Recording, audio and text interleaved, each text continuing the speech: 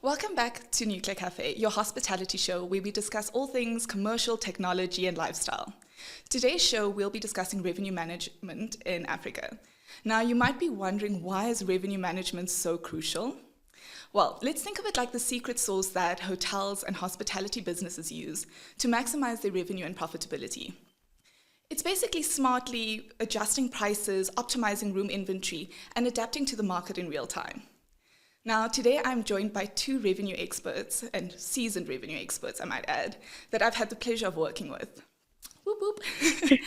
So, all the way joining me from Nairobi, Kenya, I have Catherine Gachi. She actually has 20 years experience within the hospitality industry within Africa, and she opened up her consultancy, Barefoot Consultancy, back in 2011 with the aim of growing revenue management, not only in Kenya, but across the continent. Then joining me all the way from Cape Town in South Africa is Cassim Waja. Also has 20 years experience, and he's got an incredible story, having worked his way up from being a porter to a reservations agent. And in recent years, he was the area manager for South Africa, Mauritius, and Seychelles for Agoda. And his current position is the senior commercial portfolio manager for TrevPar World. Now, in our show today, we are going to take a look at revenue management in both these countries, reflect on 2023, and what to expect for 2024 for those of you that really want to get on top of your revenue strategies. Welcome, Cassim. Welcome, Catherine. Thank you so much for being on the show today. Thank you very much. Thank you, Claire. Right, so I'm going to jump right into it, and obviously I respect you both, so I'm very intrigued to hear your insights, based on the data and analytics you guys always have. So what are the current trends in revenue management in Africa? And maybe, again, as well, particularly speak to your areas, South Africa and Kenya, respectively. Cassim, do you maybe want to start with us? Okay, cool. Okay, so, go ahead. Okay, well, thank you very much for the opportunity. It's good to be chatting to you again. I'll start with this check. Some of the trends within South Africa is very much aligned towards the onboarding of things like channel managers, leveraging automated revenue management systems, onboarding revenue management consultancies, using or attempting to use data-driven approaches to data and decisions. That's very much some of the trends that's happening within South Africa at the moment. Yeah, I think to build on what Catherine has said, the very same thing is happening here, but where we are coming from is that owners and hoteliers as well are suddenly realizing that revenue management is important, and hotels are a different asset class in themselves. So over the last, say, 10 years, we've had a lot of nouveau rich or newly rich who have no background in hospitality, so they think, I'll build my hotel and they will come, because everybody is so excited, my hotel. But the danger with that is you get a return on ego, but actually the asset does not perform because you don't realize that as a specific hospitality class, it has very deliberate ways of working. So there is now even a greater, let's say, outcry that revenue management is needed and the right team needs to be in place. No more can you have the IT manager handling your Booking.com channel, for example, and then somebody else doing something. So getting your right team in place. So that there's a loud industry cry for we are needing more and more revenue management professionals, exactly like Catherine said. I love that. So something else just to add is the fact that, when COVID happened, hotels took a hit. The hospitality industry took a hit. That meant people lost their jobs because pretty much number of hotels were mothballed and people lost their jobs. The challenge has been that the people skills that were in the industry at the time were lost. Yeah. And what they've been replaced with is often, and we'll speak about who owns hotels and who runs hotels these days. In fact, let me speak about it right now. Traditionally, you had hoteliers running hotels. You don't have that anymore. Yeah. You've got asset managers, you've got accountants, you've got developers. These are the guys that are running and owning hotels at the moment. And it's about the bottom line, right? And not necessarily a full handle on what traditionally has been the way hotels have actually been run. The challenge with that is when you combine that with a lack of skills and experience of the people that are now returning to the industry or that are now in the positions where strategic decisions are actually being made, it's a recipe for disaster, and it's been a recipe for big challenges, which is one of the reasons why often hoteliers are now looking for support and assistance from either the automated systems or from revenue management consultancies in order to make those decisions in terms of going forward. Now, and I actually want to comment on that, and I'm glad you brought it up as to who is running hotels at the moment, because I think we've experienced this, even working together over the last couple of years, and I have my similar frustrations when it comes to marketing as well, because obviously as a commercial unit, we are like the bread, I don't want to say not the bread, but the backbone that drives certain things in the hotel.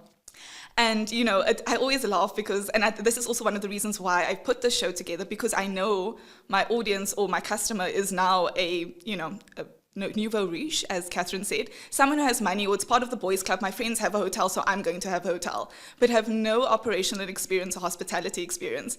And we come in with our expertise, and yet we are still questioned. It's this tug of war. But I kind of want to lean that onto my next question, because obviously this speaks to how the landscape really has evolved from a commercial aspect, as well as obviously more specifically revenue in 2023. And I kind of want to speak to, because I know when we speak about COVID, it's kind of a dead space, because we'd hate having to push our numbers against that and kind of reflect. We always then go back to 2019. But if we take 2019 and maybe COVID as a learning curve as well, how's the landscape evolved in 2023 if we look back now and some of the notable performance trends that we've seen? Okay, Captain, should I jump in there? Okay, I think Captain, you're going to talk about South Africa in particular, but I wanted to say that with Kenya, with 2019, the average performance and occupancy was around 51. So in 2020, the last time everything fell down, I think we were 21. But if you just look at 2019 to 2023, we increased above 2019 and closed at 58%. So the world, even though the world thought that everything would take really long to get off and start moving forward, and I know you hear that Oche say that Africa is the slowest to pick up and all manner of other things, there is the whole drive of the domestic market taking care of doing a lot of domestic business, and then the intra-Africa chart that is doing a lot. So you have 51% in 2019 to 58% in 2020 when you look at occupancy. But ADR, the ADR surprisingly has only gone up about 3% from 114 to 118. But the biggest improvement, of course, is in RevPAR at 18 points higher from 58 to 68 because of that increase in occupancy, which was really significant. So despite us not necessarily doing as well as the rest of the world, we are doing pretty well as a country, and we are shot forward, and we are way above 2019. Over to you, Catherine. Yeah, look, from my perspective, it's very much the same, right? One thing about South Africa, when I talk about how performance in South Africa, and not so long ago, there was some articles in the news saying that we are a little bit bullish with our pricing at the moment. For South Africa, if I look at the performance of, and we often now compare to 2019, because 2019 was supposed to be a super strong year. And when I compare 2023, and my numbers are actually from January to November, when I compare that to 2019, our ADR was actually up by 21.21%. So we were clearly driving rate with the return of the market. In terms of occupancy, overall occupancy were up around 2%, and revenue or RevPAR as a whole went up by almost 19%.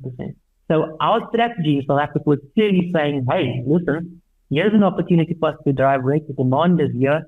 Let's make the most of the numbers or the demand that's actually there. And yes, there's been substantial spend in terms of getting people to come back to South Africa. But following on from what Catherine was saying a moment ago, over 60% of our business is actually domestic. Our numbers during and post-COVID is actually driven by the domestic market. And my CEO, Derek Martin, often stresses this, that in one way, form or another, our numbers seem to have stagnated in 2022. And COVID actually, I think I can quote him on this, COVID actually saved the hospitality industry when it came to South Africa, because directly as a result of that, people had to think out of the box in the approach. There was a heavy leveraging of our domestic market.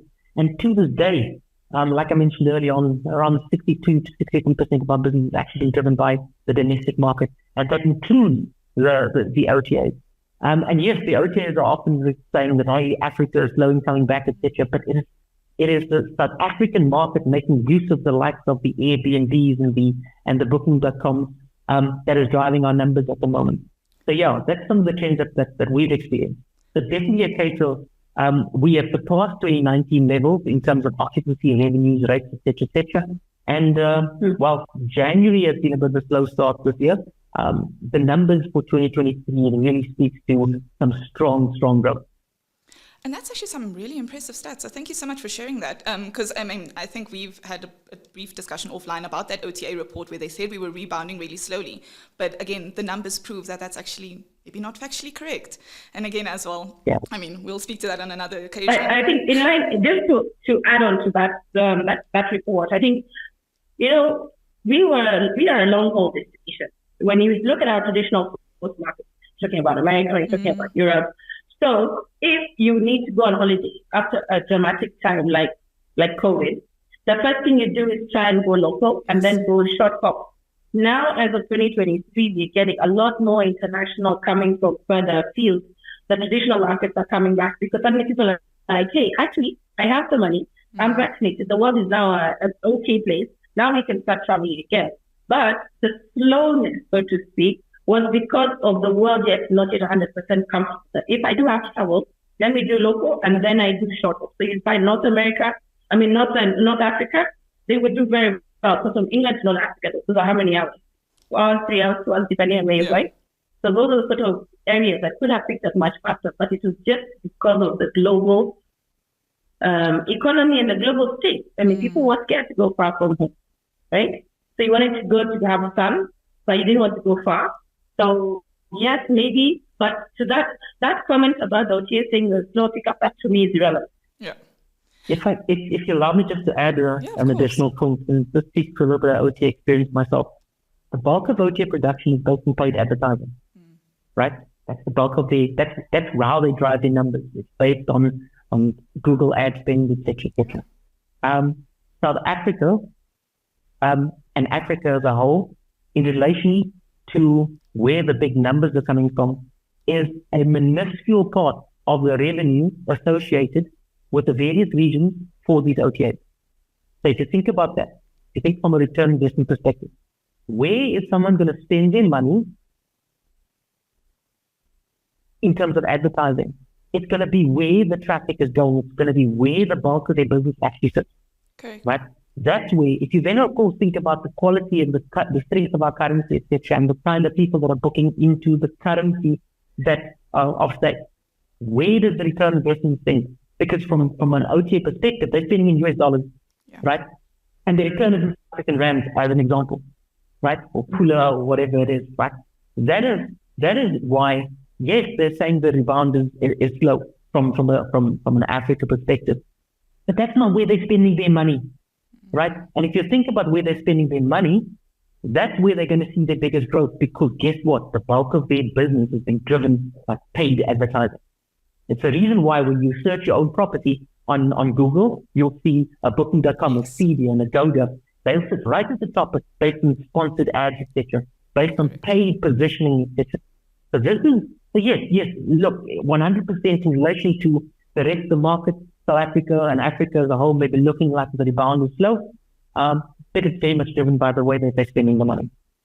No, and that's actually very insightful, because I feel like I need to jump a few questions ahead now, because I actually want to touch on that where, there's always this fight between, or this tug of war essentially between direct bookings and OTAs, and kind of how to get that balance right so that you're not paying tens of thousands in commission, but still being able to bring people back to your website and obviously like offset that. So let's quickly jump into a little bit of strategy and we'll work our way back in a moment. But just from your experience, and again, as well, you guys have been in the industry for years, so obviously the approach and the different tactics have changed.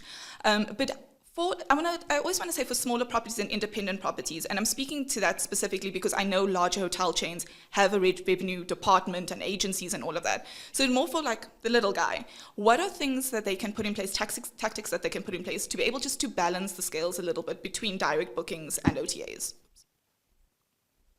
So if they have an optimal system in place that distributes their inventory and pricing from their booking, from their hotel to their website to the OTs, the cheapest cost of any of those bookings should actually be directly on their website.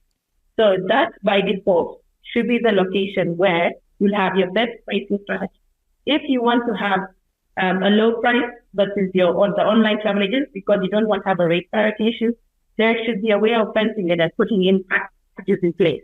But by the time you do all that and do the pricing and decide on fences, you have to have understood the type of clients you're approaching, or what is it that they want? Who are the market segments you're approaching? How do they book? How far in advance do they book? Do they like staying on? Is the weekend for you now going to start on Friday, Saturday, or is the weekend Saturday, Sunday?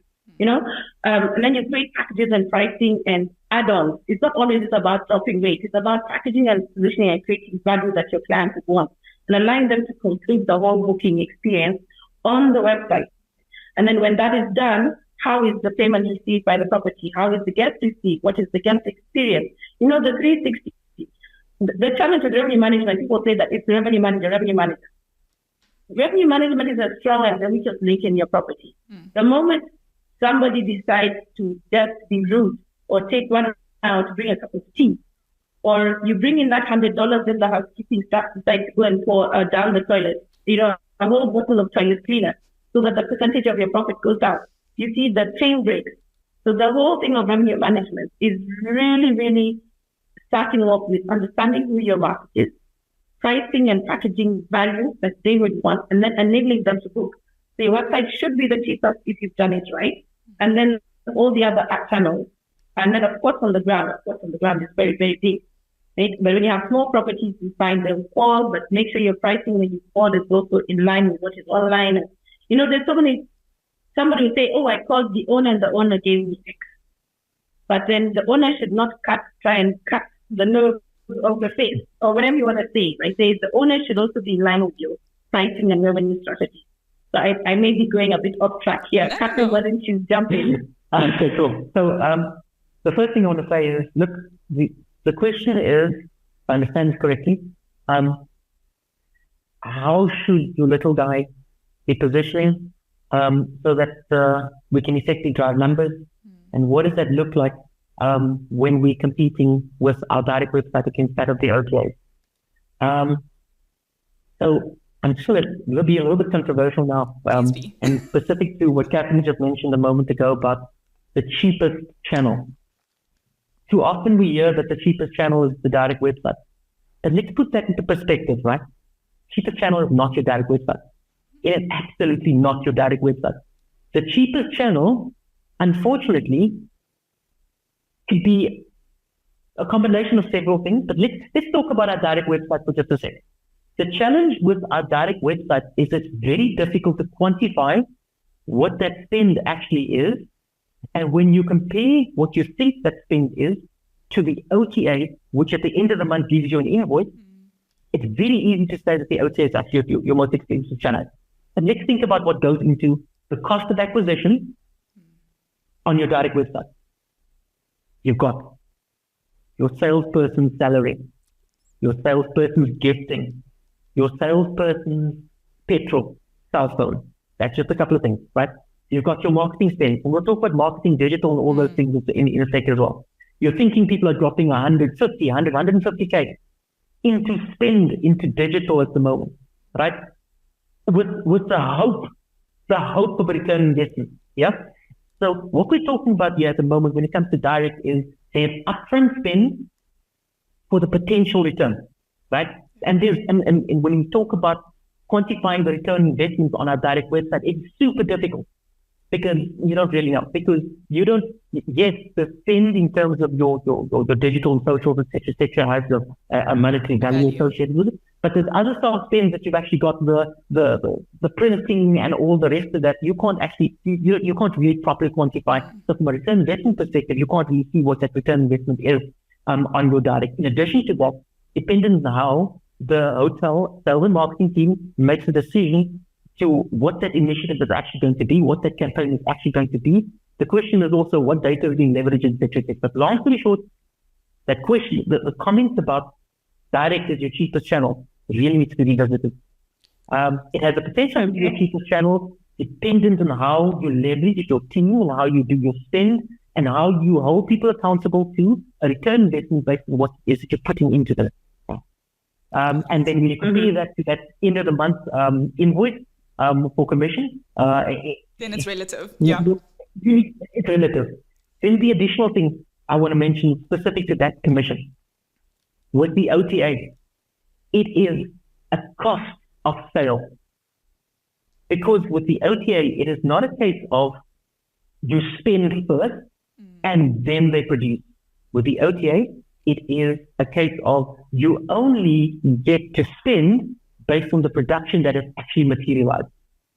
So it's not hope as a strategy. This is the production that was being generated, and as a result of that production, this is the cost implication. Now, I may be sounding like I'm singing the praises of OTAs, etc. It might be 10 years of Pagoda, but that's beside the point.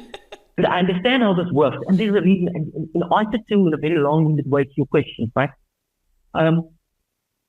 The OTA, even from an OTA's perspective, the understanding is the OTA is there to drive new business. They drive the traffic. They've got the deep pockets to get to the customers that don't know about your product, right? They get to drive the business to your property, to your website, but converting them into a booking. Then when they get to your desk, it's about converting them to a direct customer. That is how you leverage your OTA.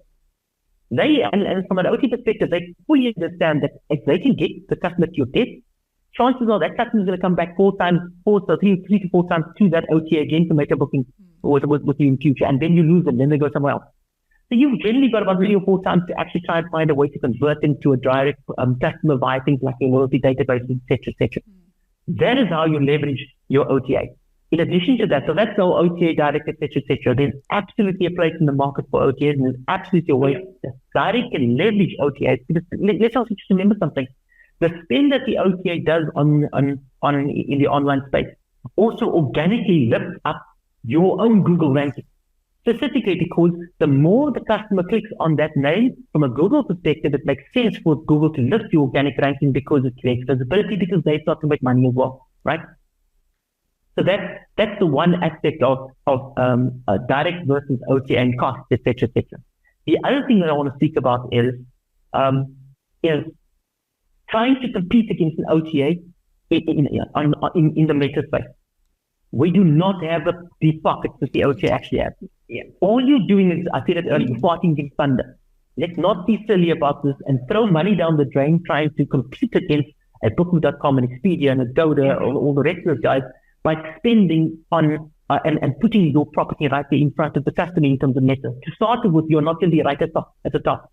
And by the time you look and you scroll down to page 2 to 3, etc., you are paying for page 2 or 3 visibility. We all know when customers go to Google, you're lucky if they scroll down to the second page. Be smart about how you do it. So if you're looking to drive direct, the way you do it is by things like offline campaigns, social. Do that via things like Steph was saying earlier on, spend promotions that does not compete and create drama with the OTA that's paying for traffic to get to you. Be smart about it. Be smart by way of things like value adds. So where your price looks like it's higher, but from a customer's perspective, the value proposition looks better. So yes, you've got a B&B rate compared to a dinner bed and breakfast rate. The B&B is cheaper on the OTA, but the dinner bed and breakfast, because the customer can't work out what the room aspect and the OTA can't work out what their room split is, can still be coming from a value proposition to the customer at much better than the B&B rate that is actually positioned slightly lower. Do things like upgrade on things like your room type, your upgraded room type. Lower the jump up between the step up between your various room categories, etc. Those are some of the ways you can actually do it. And then the most important thing is clean up your distribution. Because I cannot tell you how messy it is when people are not managing how they are distributing, where they're distributing to, etc. And leverage your relationship with your revenue manager, leverage your relationship with your housekeeping manager, leverage your relationship with your receptionist, because that's the face of your business. They are making strategic decisions, financial decisions that directly impact your bottom line on a day-to-day basis. And you know what? Often they're the ones, especially when it comes to housekeeping and reception and your porters, etc., they're the ones that earn the less and make the biggest decision in terms of your business. So you want to know how to drive that? You want to know how to drive your numbers, how to leverage and outperform an OTA? That's the way you do it. That is Wow, you gave us a wealth of knowledge. Thank you, Catherine and Kasim, for that. I actually want to touch on, you mentioned distribution strategy now. And obviously, for those watching, that is essentially where you're selling rich, your different strategies in place. And I mean, both of you having, Kasim having worked for Agoda, so you may or may not be biased in this regard. But, again, as well, we will always look at the different channels that are well performing. And I think if we're looking at 2024, if you both could highlight maybe 2 channels, be it an Expedia, being at Booking.com and Airbnb, whatever the case may be, that you really feel is outperforming in the market right now and where people are really seeing essentially a return on investment and high traffic over and above. And this is just with the assumption that my rates are, good, there's no parity issues. We're basing on that clean assumption. What are the 2 channels within your distribution strategy where you really should be focusing on in 2024? Go for it. No, I would say it's back to the same discussion, what we were saying earlier, being your direct channel and then of course your OT. But it depends on the size of your property. Properties with about 100 keys, more than 100 keys. You also need to have the whole element of how are you going to find yourself on the system called GDS, for example, the global distribution system, Galileo, Amadeus, and the rest. So depending on your key count, you have different sources of business. And knowing, once again, going back to the basics of revenue management, looking at your segmentation, what type of market you want to get. So if you are a corporate hotel, there's corporate bookers that book on GDS, right? If you're a leisure property, there's probably leisure sales that will come on that. So that could be one of the channels depending on the type of property. If you're a small property, less than 100 keys, less than even 70 keys, I would definitely not recommend you use GDS because you have to lock in a certain number of rooms, which are never available for you to use. You don't have to leave open, except maybe on depending on who you contract, and it's very expensive, right? So, but like Captain was saying, make sure you lock down your distribution because when you have the element of going on to GDS, and then you don't put on how you're going to be paying your commissions, then you'll find that you get one booking from an agent in Iceland, somewhere in Australia. Then you have to do those 2 bank transfers, which will cost more than the money that you're actually sending. So have a look at the way you're distributing your inventory and have it in such a way that you're connecting your property management system with a 2-way system into a channel management system. That channel management system then now connects to everything else. Be it your website, be it your OTA, be it the GDM, be it your other third-party attributes, whichever way you're looking at distributing your inventory, now have them consolidated. Because a lot of the time people say, don't worry, I'm small, I can handle it. But then you find that people would have bookings coming on email overnight, and the morning somebody appears and no one has checked the email. Or you say you're a head office, but there's no central reservation system, so the unit goes and sells rooms, but somebody else has done a booking, and then the rooms actually are not on the ground, and all manner of other chaos happen.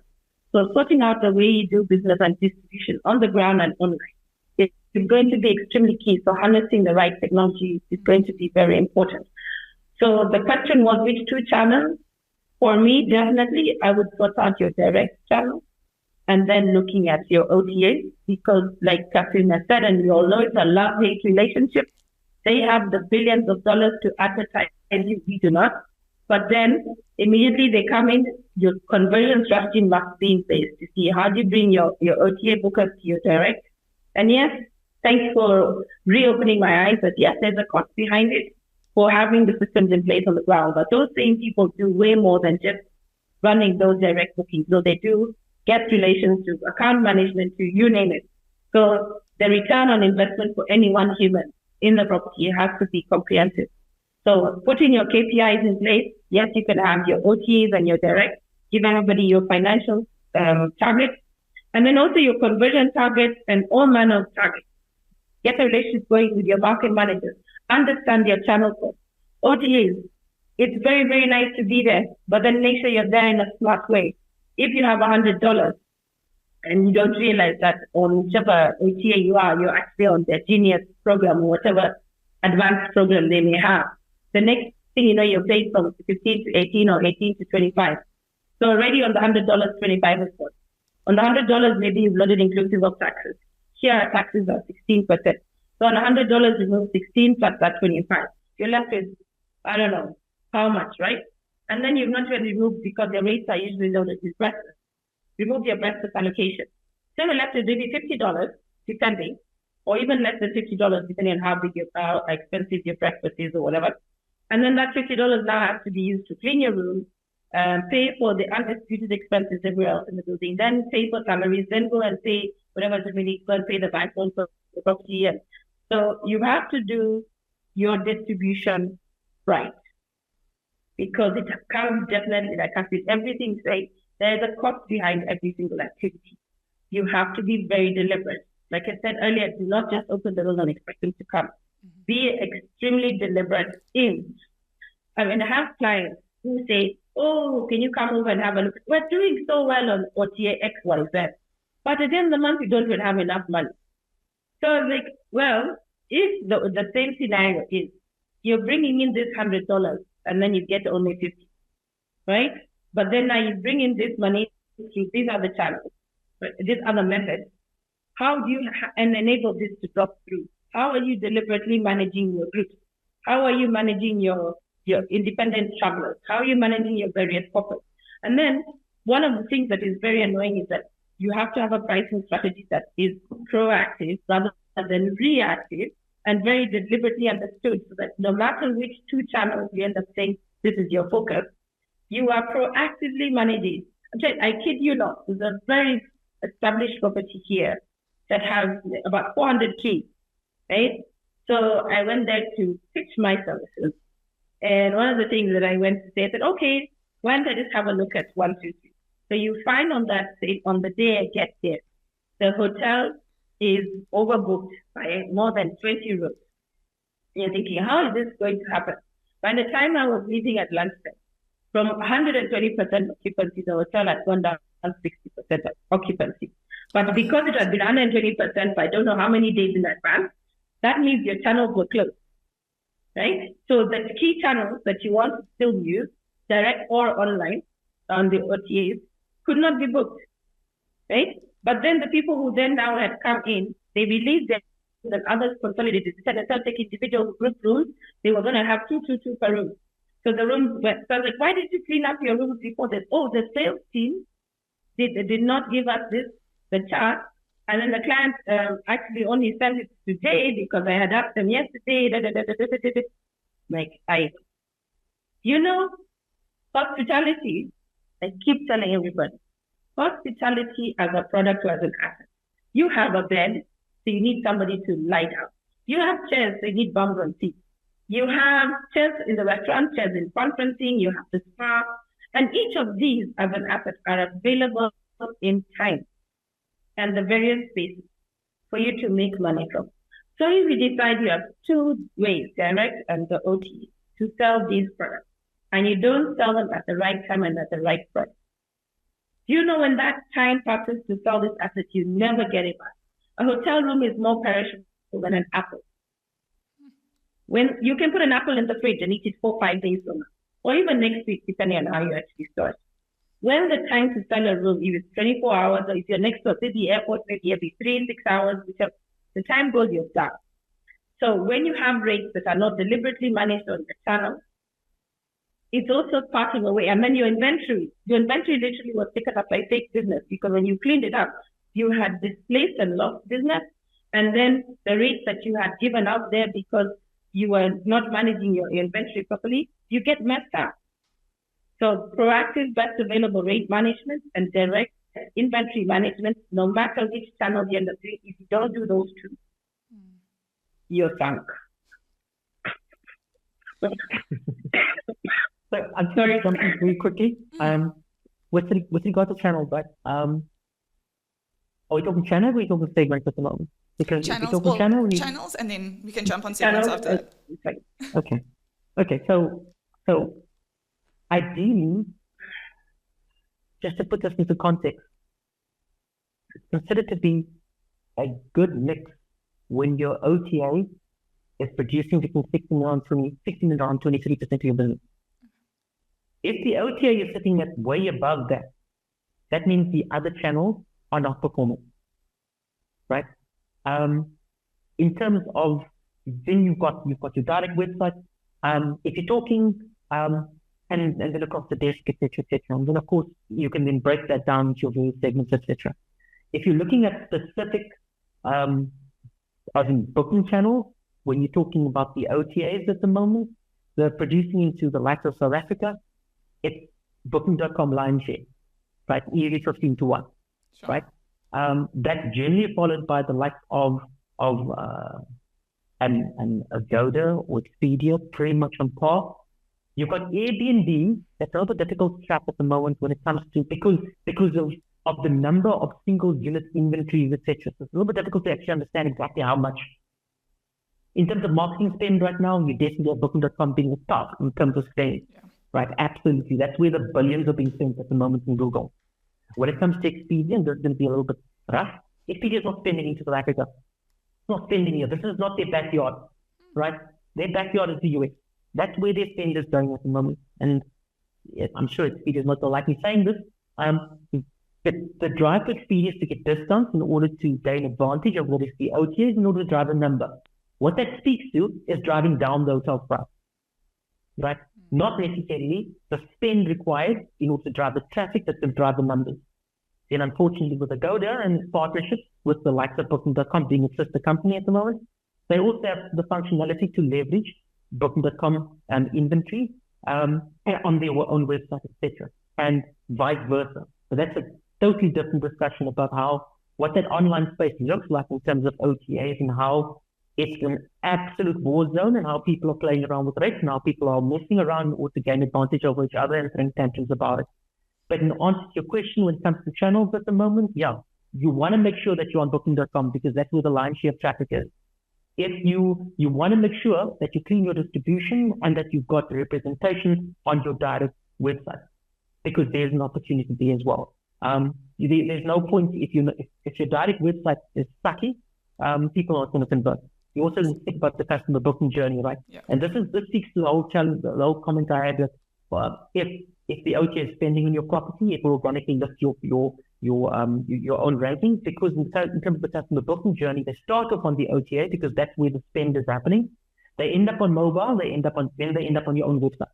So by that third click, they'll be on your website. So those are the kind of channels you want them to. And then just following on from what Catherine was saying, the GDS there's an opportunity there, but you also want to make sure of the type of business you've got. If the type of business you've got has not been driven by corporate or government, then you're wasting your money. If you've got a very small property, you're spending a lot of money on something that is not necessarily going to produce. If you're looking for visibility on the GDS, fantastic. If you're looking to use that as a marketing tool for travel agents to see you, etc., not a worry. If that is what you're looking at, it's purely just advertising that you're looking to do. Because from a GDS perspective, you're distributing your bar rate, and dependent on how you've been set up, you're generally distributing your public corporate rates that are non-negotiated, and depending on who you've negotiated with, you're potentially loading specifically the rate access codes, a specific RAND value that is fixed and associated with a particular corporate. But that is a proper strategy you need to have in place, because it's not cheap. Yeah. But coming back to your question, you do want to make sure that you're on the OTAs. You want to make sure you're on and that you've got your direct site listed. There is functionality on certain platforms that allow for certain travel agents or tour operators to be able to book your rates online, the STO rates. So there is those channels as well, the likes of Tour Plan, etc., that allows an agent then to access your rate and then becomes another channel. That's some of the channels that you definitely want to make sure that you've got visibility on. No, that's amazing. And thank you for sharing those insights. And funny enough, I'm thinking back to a client that I've had recently, and I'm talking about smaller properties. And, we're speaking about distribution and having your rate sorted. And we're speaking about, for example, the $100. I've come across so many smaller properties that don't know their numbers. They don't know the cost of their rooms. Sure. And that has been a challenge. And this is just SA speaking. The other international clients, they have themselves sorted. But it's the smaller properties, the Airbnb guys, the guest houses and that. And I will look at their rate, their rate matrix, and I'm like, okay, great. Where did these numbers come from? And, they'll just be like, Sarki down the road charges X, Y, and Z. So we're going to just, add a little breakfast and that's what we're charging. And I'm like, you could be running at a higher cost to run a room versus them. And it's really funny to see this. So with this client, I think we've adjusted the rate strategy probably about 2 or 3 times now, because again, as well, where they are situated in the speaks to segment as well, who's coming in, who's actually buying from them. You know, you don't want to price yourself out of the market. You still want to cover costs. And it is a bit of a you know, I want to say like a little playing game, essentially. However, this comes to my next question, and I know we've dealt with this together as well on respective accounts, and it's with owners or general managers where they either one in favor of occupancy or they're in favor of ADR. And this is going to be the debate until we are probably blue in our faces. So let me maybe take the question from this angle. When is it best to chase occupancy and when is it best to chase ADR? Go. Okay. Captain, why don't you start us off, then I'll jump in. Cool. The first thing I want to say is, and it's the same thing I say to all of my owners and my CEOs and account managers, etc. You don't bank rate. You don't bank rate. Rate positions you rate. The rate is about ego, right? Rate is about ego. It's about, hey, listen, I can bring this much land value in as an ADR, etc. Rate is ego. Rate is not with the tax to track. Rate is not what you bank, which is the reason why you're looking at RevPAR, or more specifically, TrevPAR. Oh, that's a quickly plug, right? I'm sure my boss will be happy with that one.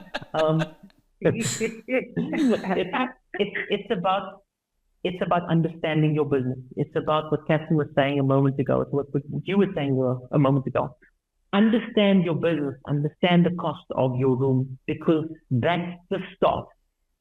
And when you're talking about the cost of your room, that includes the factoring in of your salaries and all the rest of it. Understand the cost of your room. Because that is, once again, the cost of the sale, right? That is, if you were selling oranges, how much does it cost to actually get that orange onto the table? Because depending on what it costs, you're going to have to mark that up in order to make money so you can put food on the table for your family, right? Super basic, right?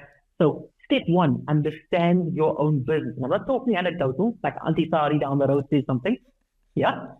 Understand your business, leverage the data. Unfortunately, too many decisions are made based on anecdotal evidence, but that's another story. I've got a lot of other stories. So understand your business, understand where you fit, because before you look at anyone else, right, know your business, because the moment you look at other people first in order to decide what your strategy is, you are ceding control of your own strategy and saying that someone else knows your business better than you do. So step one. Understand your business. And I've lost my train of thought. What was the question? Oh, so what is more important? Should it be ADR? Okay. So in answer to the question, now it depends, right? So let me give you an example. If you're running in a node where everyone there's limited demand and people are playing the rate game, then you're applying an occupancy-based approach where you are reducing your rates in order to buy occupancy, right? Then if you know your business, you would potentially run the strategy until a certain percentage occupancy, where now you know I can keep the lights on, I can afford to pay my bills, I can afford to pay my staff. Then depending on what the demand looks like, you then make the call, am I shifting?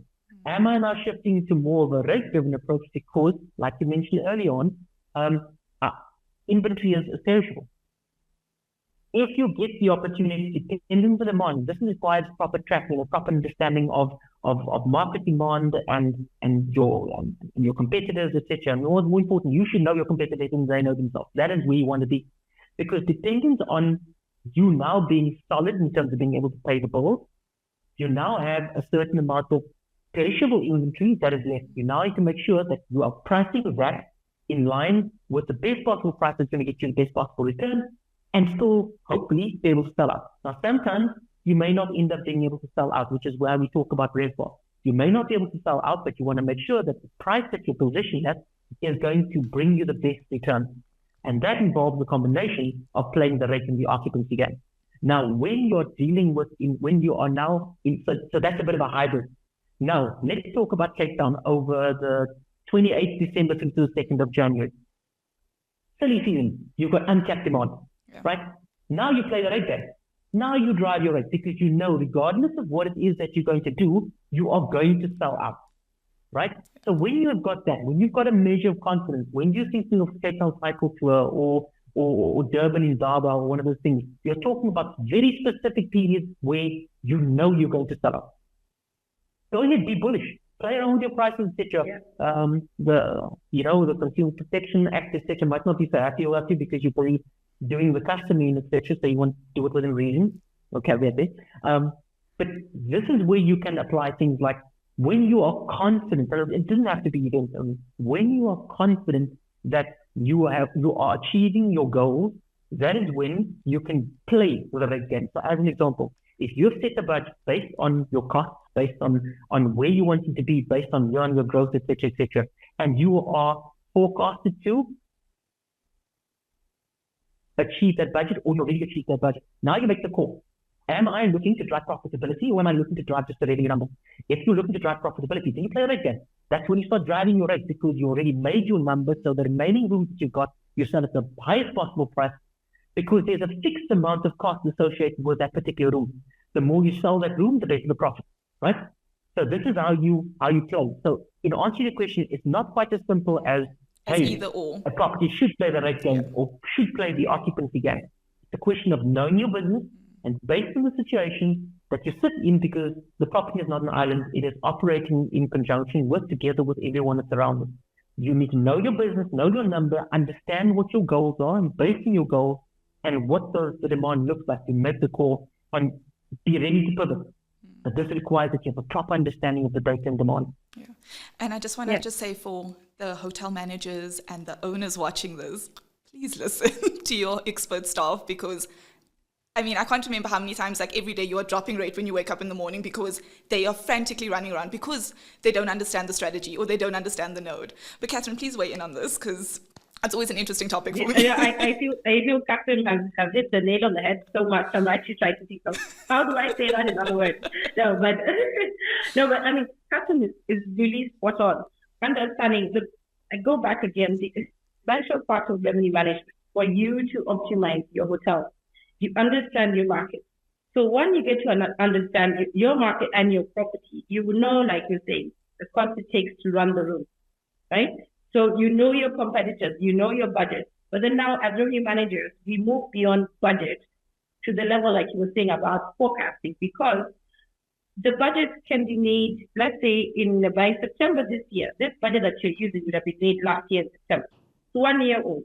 So yes, you could have forecasted your demand calendar and said your city high, hotel high times of this and this and this. But there are lots of things that keep on happening that could either improve or change. So what is the actual position that you can be in at that time? And then as revenue managers, we know that the property behaves in a certain way. The difference between 2020, 2019 and now is that our lead times are shorter. You find people make decisions instead of 30 days prior, maybe 21 to 14 or even 7 days. So 30 days ago, you could say on my books I had 10% occupancy. But then today for tomorrow, suddenly I am at 50% occupancy. But for those of us who actually knew the trend, we could automatically have said that actually we need to put our average rate already at 50%. Don't panic and say we're at 10%, so make sure the rate is for 10%. So the difference between the 10% and the 50% rate could be, let's say, $50. So imagine you have sold in advance your room for $50 less, where you could have actually gotten it, because, like Catherine said, there's a degree of demand you need to cater for, and you've understood your market, and you've done your pricing strategy accordingly. So one needs to flex the rate in order to capture and get that much extra revenue, if possible, or that much extra demand, because you've done a rate adjustment. So the same thing, I think, like Catherine said, it's not one or the other. You have to look and understand how the business is going. So, if I give the example of the clients that I hear, where their business was oversold to groups. When you oversold to groups, they had priced themselves out, where even the inventory was closed. The moment then, though, you had put the booking in the system, and a lot of groups take your base room type. Your base room type was the most affordable, most utilized. Now, as an organization, you have to make a decision to say, okay, we have reached this level of occupancy and our standard rooms have all been taken. The only room types remaining are the deluxe rooms, suites, and all of that. But are you going to now say these rooms can only be booked at the rate of over $1,000 or $500, and you're going to kick out everybody else who usually pays your typical corporate maybe pay $150, $180, but because you've taken this group, but technically as a hotel, you still have rooms, right? So why should you potentially not utilize the rooms that you have, because these corporates would be displaced. They would not book you because they can't afford you, right? So how then do you deliberately manage the bookings you have to free up your lower room types and then say, okay, as an organization, we're going to upgrade so and so and so and so and give it like a one-off special. So to free my room type, right? Or put this booking on Runabout to free the rooms that are available so that online you can have rooms. So you're doing a double strategy. You're doing an occupancy strategy, but you're also doing a rate strategy. You're also doing a client strategy, because you might not sell the higher room types at their exact rate, but you'll get in this more business to come in. So the other element that one also needs to consider is that you have, okay, TRAFA is total revenue per available room, right? Which is fantastic. Now, to break that down, one needs to look at, I am saying I have a group and I'm going to bring in this group that sells lotion, right? And they're having a conference. There's going to be 100 packs. Now, these 100 people, they can only pay you $90. And you're like, oh my goodness, no, my rate is $120. How can I take $90? From a total revenue approach, one has to look at, these people are going to stay in your hotel for 4 days, right? In 4 days, they're going to spend on food and beverage, because at a certain point, they will not go out. In 4 days, they're also going to have conferences. So you're getting your conference revenue. In 4 days, you're most likely going to get extra spend from laundry, extra spend from other activities, right?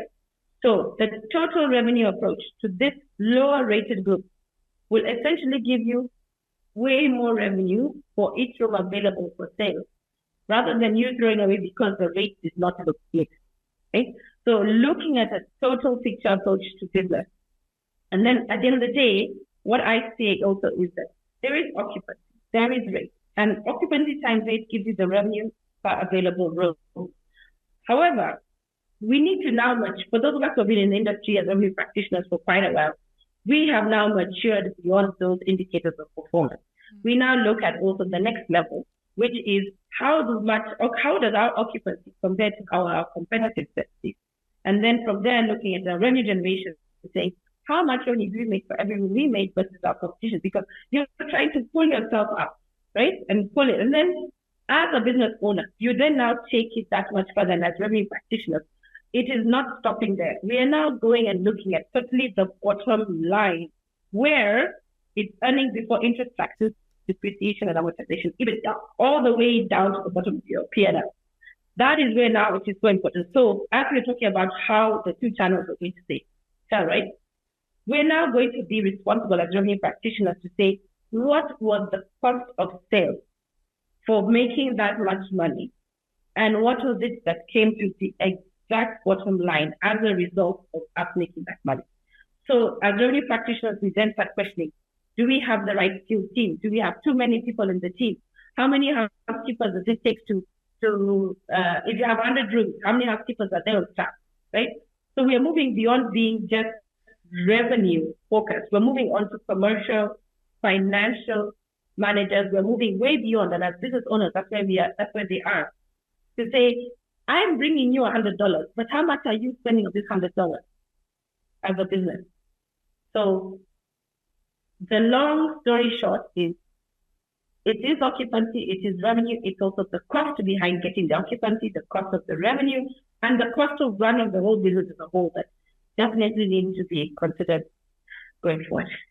No, and I love that. I love your answer. I know you were worried about having input, but that was perfect. Thank you so much. I am also very mindful of our time, so I'm going to jump ahead. However, okay. I am going to say I'm bringing you back on. Probably like we'll do a pulse check like mid-year, like June, July, and we'll just do like a pulse check for everyone when it comes to revenue. But perfect. I think let's just, maybe in closing, and I'll do it like this, your 1 to 2 tips for general managers and hotel owners while they are either busy with their forecasts or still trying to get on top of their revenue strategies for this year. So your 1 to 2 tips, and then also just your predictions, maybe 2024 and into the future, what hospitality revenue management is going to look like in Africa. Okay. Captain, you would like to go ahead? Okay. Sure. There's so much. I know, and that's why I'm just like, that's my problem. and that's the thing. I love all the information you've shared, and I'm like, I'm really asking a lot to be like, narrow this down to like 2 points. Okay. then maybe, like, while Captain is thinking, let me just throw in my 2 cents there. I think revenue management or running our startup is a hotel is very deliberate.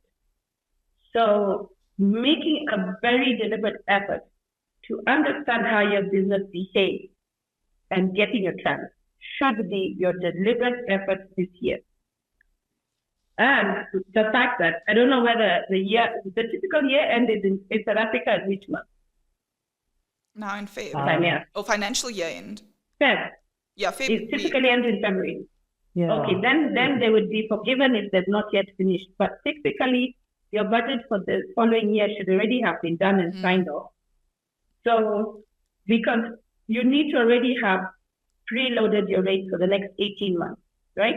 You need to have already put in a lot of your high, medium, low demand pricing already in place, right? And then you already know your groups that are there, your business tracking, all that sort of thing. So you need to make sure that you get to understand the lead times involved in how far in advance your business is.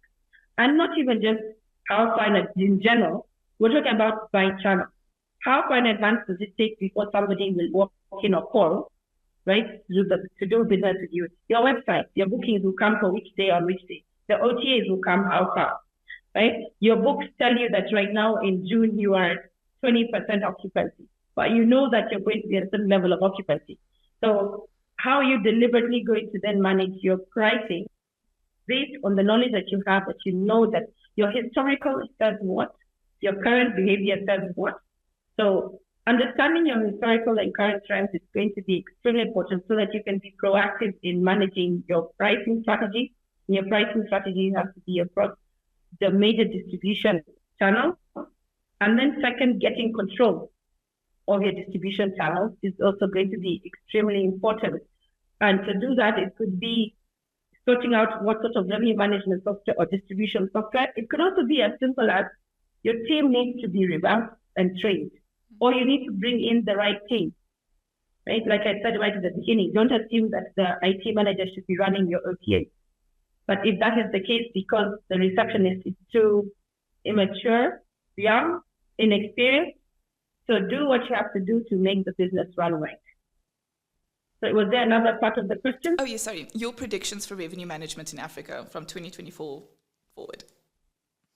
A lot more adoption of technology, proven technology. The key point that people would then ask is, what is the most economical for me to use for me to achieve what I need to achieve? You have the traditional big boys, right? Some of them might price a lot of the small guys out of the market, but looking at technology and looking at upskilling the team to make sure that what we have been dealing with for the last 20 years. You know, if you look at the W Hospitality shows all the international brands that are coming into each of our countries, right, or in the region. So we're talking about international hospitality brands that have had decades and decades and decades of running revenue management, but they do it even while they're sleeping. So if us as traditional hoteliers, big or small, are going to be able to be in a competitive space, we really have to be having this in place. So upskill your team, for sure it's going to be a big demand, and getting the systems in place this year, I think there's going to be a big rush for that. Amazing. Thank you, Catherine. Kassim, your last words of wisdom for us. Thanks, Catherine. I needed that couple of minutes there. Okay. So that's in terms of strategies to implement for 2024. The most important thing, or one of the most important things, is leverage data. No anecdotal decisions, no he said, she said. Leverage data. Understand your business, understand your numbers, and use that for making decisions. For example, people often wanting to, and this is something I've learned now because of our digital team way that heads this team up, and the insight he's given to me into things like digital spend. There are ways and means to track numbers, leverage the data to make decisions, because this is where we fall short when we compare ourselves to things like OTAs. Because every decision that an OTA makes they leverage data. There's bets based on data that drives the numbers. And that's the first thing we need to do. Make sure we understand the number and don't make a decision based on, yes, over time, if you've been leveraging data over a long period of time, eventually your gut will tell you, and that's the amazing thing about human beings, eventually your gut will tell you, listen, this is what will happen, and chances are you make a bet and you figure out how this could actually work. But don't bet your business based on anecdotal decisions. Leverage data. The next thing is, in line with that gut feel, etc., don't be afraid to experiment. But don't experiment on the very foundation of your business on things that are going to keep your lights open, your lights on. Don't be afraid to experiment. Try things. Don't necessarily always go with the thing that has always worked. What's that thing? If you do the same thing the same way every time you pick something, a different result, that's the definition of insanity. Don't be afraid to experiment, because once again, that is what the guys around us, the guys in the know, that's what they're doing. They're constantly experimenting to try and find, maybe there's unleash opportunities that we're not leveraging at the moment. Maybe there's something we haven't thought about in the past that we could potentially try. And this is Buttle. These are a little bit out of the box, over and above the standard stuff, right? Which we've been speaking about the whole time. So don't be afraid to experiment. Try things. And when you experiment, make sure you have an understanding of what you're starting with, what you're wanting to achieve, what you're wanting to test, and what you consider to be the measure of success. Because there's no point in experimenting unless you understand what that measure of success is going to be. Importantly, fail fast. Right? Fail fast. Don't be afraid to experiment. But if you're going to experiment, don't hana and drag it out. If you think something is a failure, fail fast, get it over and done with, take the hit and move on. Mm-hmm. Right? It's not only just about discounting prices. It's about being able to package. It's about being able to position your product. It's about driving visibility. Those are some of the little bit of out of the box thinking when it talks to what kind of strategy you should be implementing. I mean, strategy when it comes to the rest of it, the standard stuff, which is price according to what the market sell, the way the customers want to buy. Set your prices in a way that is competitive without leaving money on the table. Make sure your team understands what your goal, your strategy is, because every person within your team is a revenue manager, because they manage your revenues and make financial decisions for you. So that's just four or five small points in terms of strategy for 2024. There, in terms of what 2024 is going to look like in terms of changes and factors impacting numbers, AI is the talking point at the moment, right? Yeah. Everybody's leveraging AI. People are trying to upskill themselves. People are leveraging AI in terms of onboarding of people. People are leveraging AI skills and making decisions to onboard people. Don't be afraid. It's interesting. Don't be afraid of it. Okay. The way forward in terms of significant changes is a greater adoption of technology now. That talks to things like automated revenue management systems. Very importantly, a system is only as strong as the person that is driving it or whoever is overseeing it. I wish I could drive a Ferrari. If I could drive a Ferrari, but given my skills at driving, it'll probably end up in a traffic light, right? So it's an amazing tool. It's an amazing piece of tech. But depending on who's running it, overseeing it, will determine how well that is actually going to work for your business. Data handling. Yeah. Make sure you are handling your data. Make sure that your data is clean. Mm-hmm. Garbage in, garbage out. Yes. Make sure that you're managing the systems properly, because if you're managing your systems and you're managing your channel and you're managing your data, you can make strategic decisions better. Understand what the customer wants in 2024. Track a number of these OTAs and your own systems, etc. Have analytics. Yeah. Track what the customer is doing.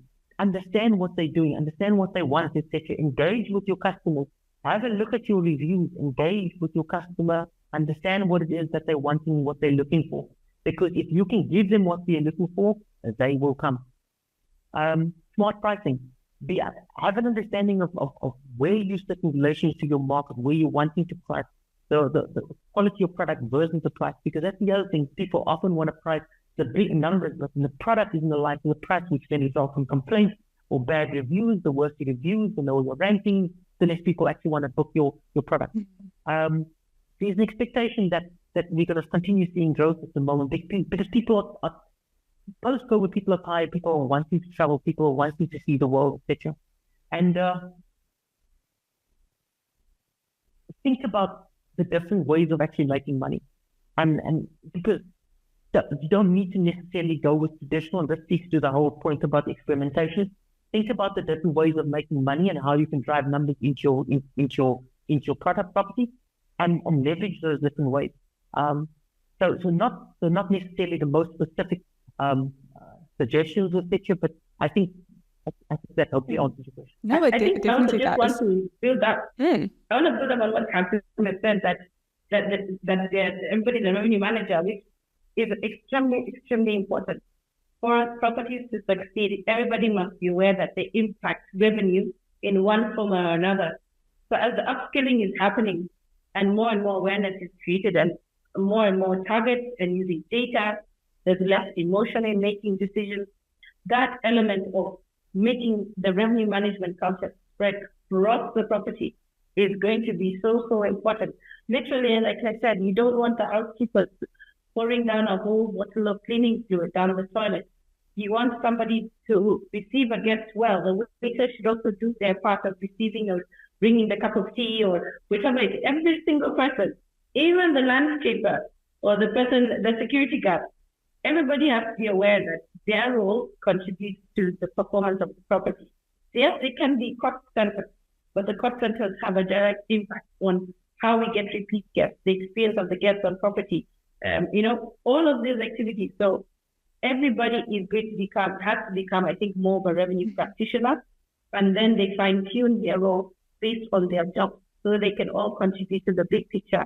It's not just the owners now coming in and saying, oh, so-and-so it's like this and like this, he's fired. You can't behave like that. So becoming more professional in the way you do things, everybody becoming more revenue focused, and being very deliberate with data, as Catherine had said, to make decisions, stop working on emotion. The powerful thing about revenue, it allows you to even say no, to turn away business. But if you don't have that data to now know where that other business is coming from to replace the one that you said no, even the owner will come and say, fine. So you have to be very deliberate in how you do business. Stop the emotion, be more scientific on your approach. I love that. Guys, thank you so much. You have given me, and I guess also our viewers, a wealth of knowledge.